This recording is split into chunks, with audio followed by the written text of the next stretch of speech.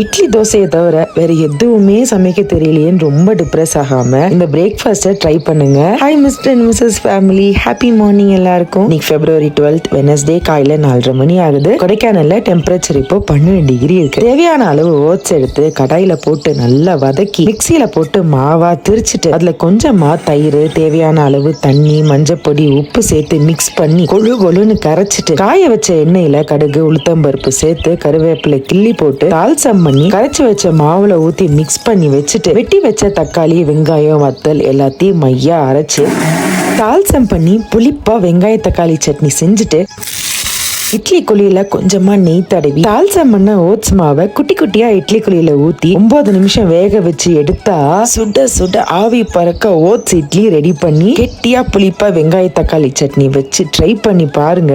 You are my best ever home பேக்கர்னு உங்க family மெம்பர்ஸே கண்டிப்பா சொல்லுவாங்க.